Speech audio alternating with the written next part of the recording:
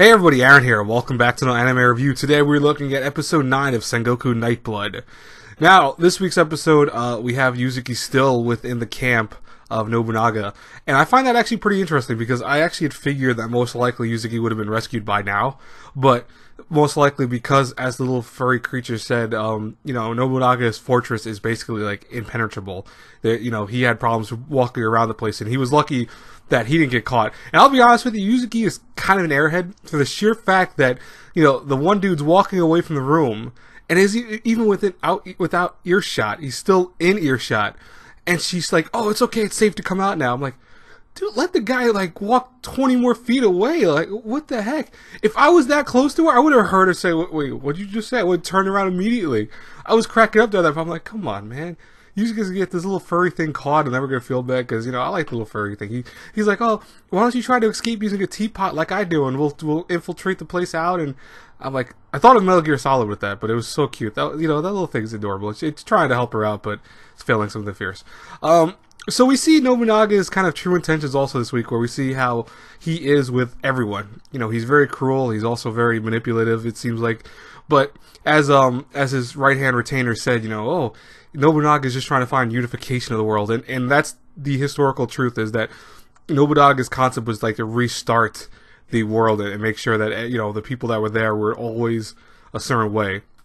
Lo and behold, there's a lot of mystery to that story too, because people said that wasn't his real goal. It was actually more so to be a tyrant.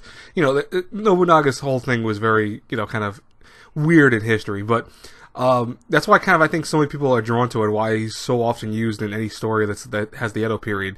Even when he's not part of that time period, they throw him in there because he's just that ultimate villain that, you might be a villain, but at times he's got something nice about him. I'll be honest with you, I don't think that his goal in this was very kind, even though his retainer's like, "Oh, he's only stopping the people that deserve it." I'm like, he killed villagers that were blocking his path. I get the fact of him thinking that that's a reason to kill someone, but I'm like, that the villagers felt like they were downtrodden, so you really can't blame them. I don't know. And then the fact that Yuzuki's like, "Oh, they're sleeping in the same area because Nobunaga was trying to protect her the whole time, secretly." She's like, "Oh, I'm sorry, I misunderstood you as a person." I'm like, "Oh, Yuzuki, no, you didn't." You really, what you're trying to do is you're trying to make it sound like he's a good guy. He's not that good of a guy. He's kind of a dick, to be honest with you.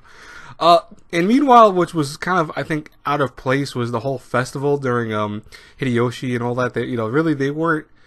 They're trying to look for it. Don't get me wrong, but they're also trying to have some downtime, and they went to a festival. It was. I understand it because it's the world keeps going. It's not just because Yuzuki is right out captured that they're all going to stop doing what they have to do. But I almost felt like, maybe there's a little bit odd place to put that in. I don't know. That's just my opinion, though, with that. But, it seems like Hideyoshi is definitely not giving up. He wants to find Yuzuki, and he knows he will. But this week's episode wasn't bad. I actually enjoyed it. I think it was pretty solid.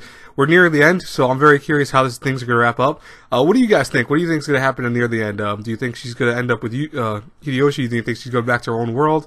I would love to hear from you in the comments below. Let me know. As always, guys and girls, if you like my reviews, please think about hitting that subscribe button and sharing the video, liking the video. Check out my Patreon for various rewards. I'm going to actually change something on my Patreon probably in the next couple weeks, but I'll let you guys know about that when I do. Anyways, I will talk to you later. Have a great, blessed day, everyone. God bless you all. Bye-bye, everyone.